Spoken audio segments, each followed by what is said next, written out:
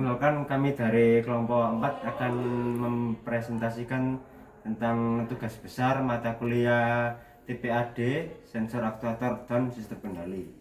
Untuk sebelumnya, saya perkenalan dulu ya.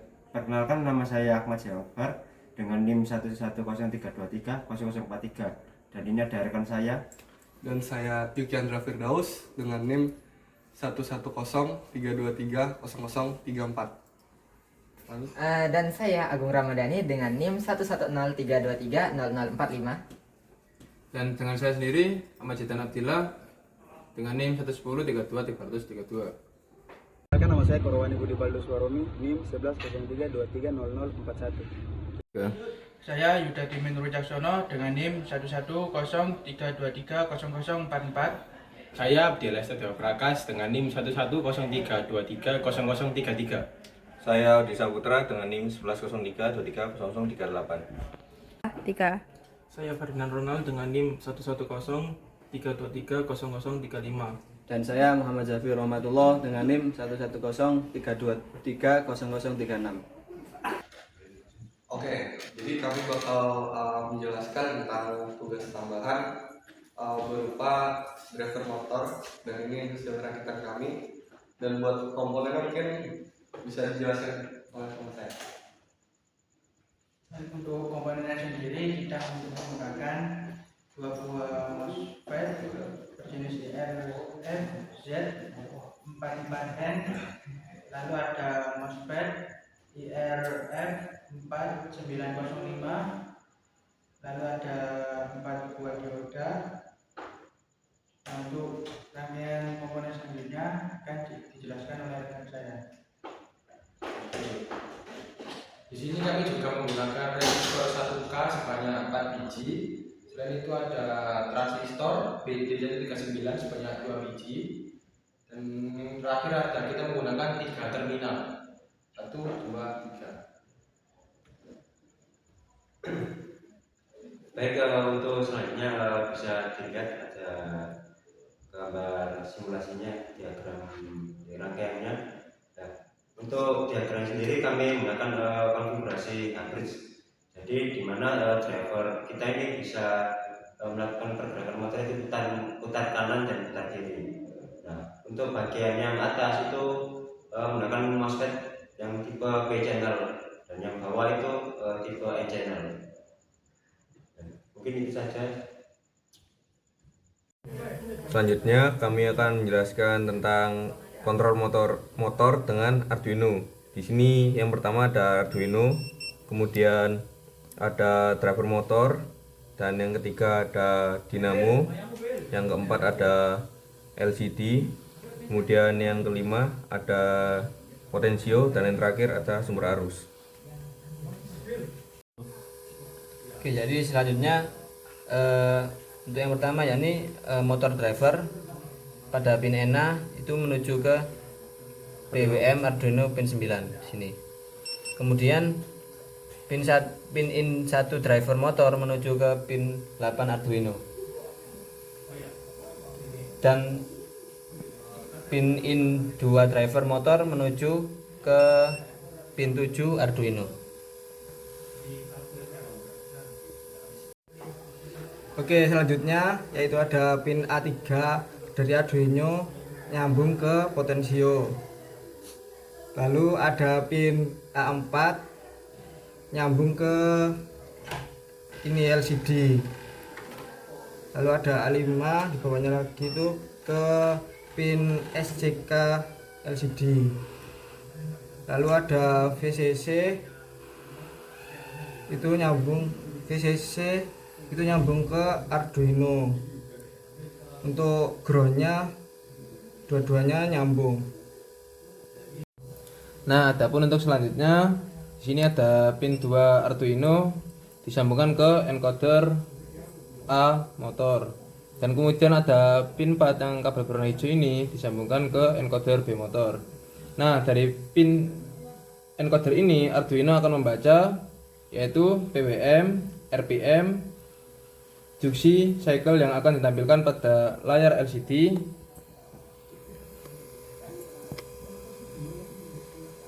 Dan kemudian juga ditampilkan pada tampilan laptop.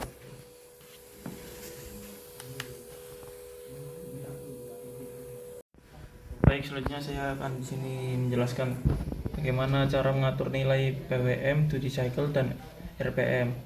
Cara mengaturnya, putar potensio ke arah kanan, kemudian bisa dilihat bahwa nilai dari PWM, duty cycle, dan RPM-nya bertambah.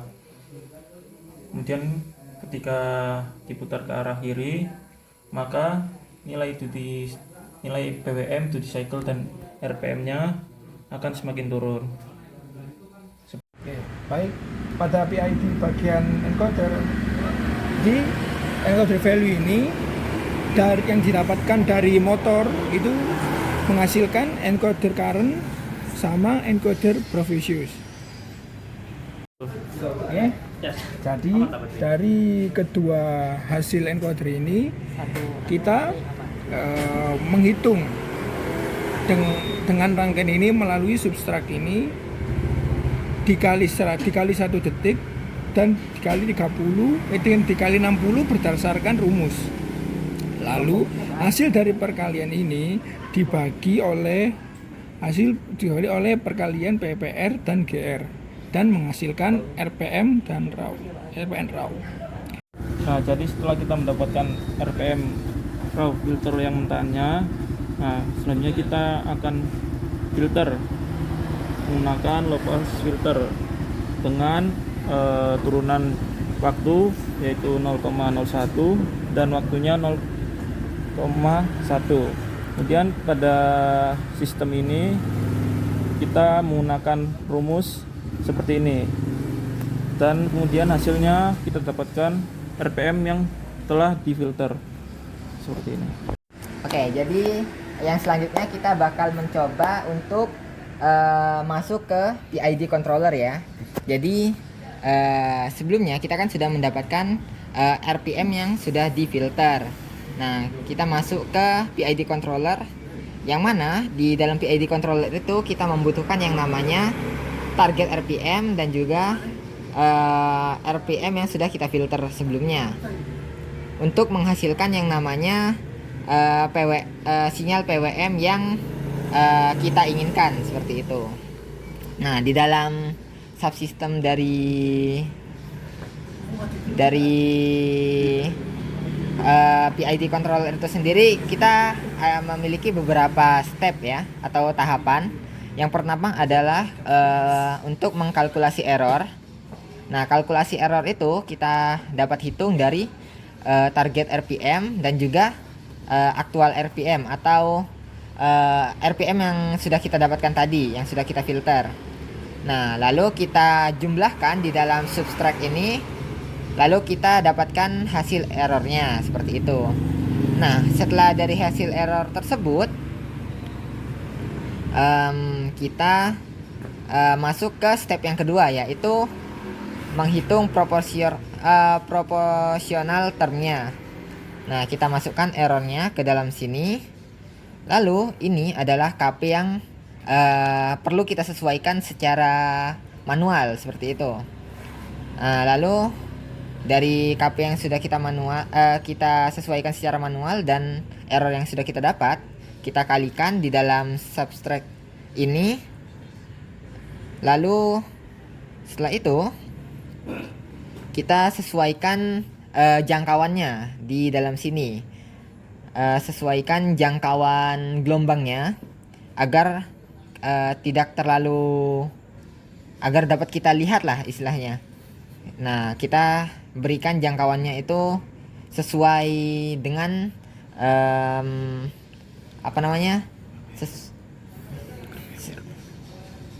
sesuai dengan, sebentar, pause dulu. Nah, jadi jangkauannya itu kita sesuaikan, jangkauan gelombangnya itu kita sesuaikan dengan datasheet yang komponen kita punya gitu. Seperti ini kita masukkan, lalu kita dapatkan untuk proporsional termnya seperti itu. Nah, lanjut ke tahap selanjutnya, yaitu ada integral term. Nah, integral term ini sama seperti yang sebelumnya, kita juga menghitung error. Namun bedanya di sini kita menggunakan KI atau integral seperti itu. Lalu kita kalikan dan masuk ke subtract yang ini. Kita tambahkan dengan hasil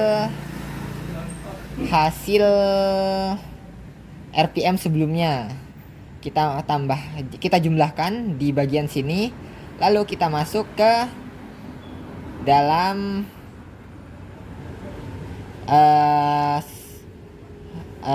saturasi gelombang ini yang kita atur sama seperti sebelumnya sesuai dengan datasheet yang komponen kita miliki seperti itu. Lalu kita akhirnya mendapatkan yang namanya integral term seperti itu. Nah, lanjut ke tahap selanjutnya. Kita ada sebentar.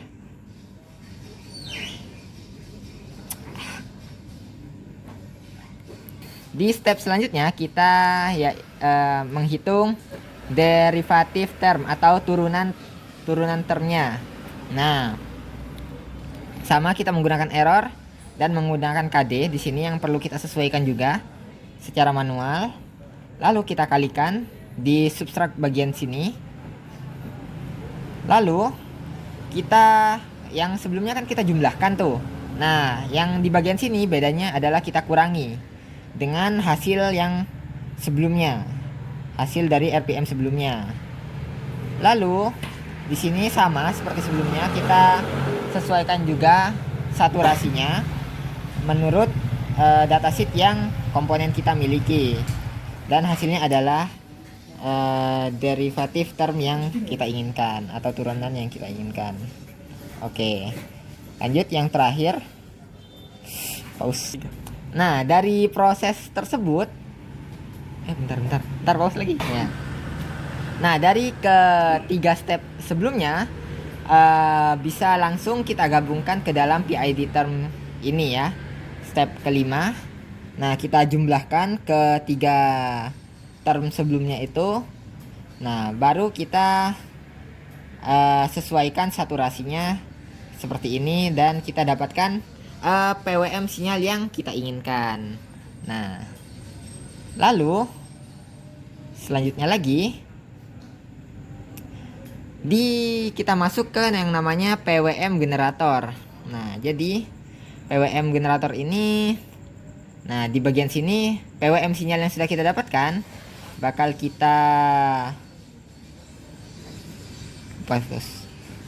tiga.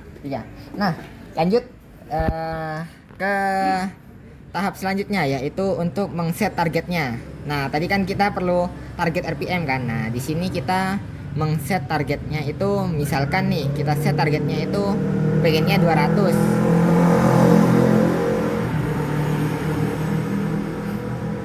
Oke, lanjut. Nah, ini kenapa kok perlu kita set agar RPM yang kita dapetin tadi itu bisa sesuai dengan target yang kita inginkan, nggak terlalu kecil dan nggak terlalu besar seperti itu. Makanya kita berikan target seperti ini. Nah, terus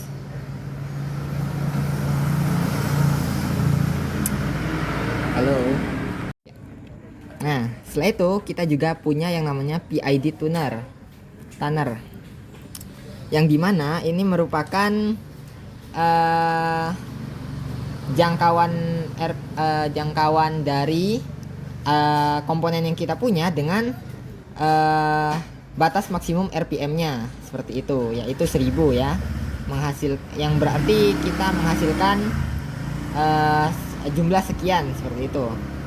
Nah, yang ini jadi bisa kita atur sebagaimana sehingga agar supaya nanti kita mendapatkan PWM yang kita inginkan seperti itu.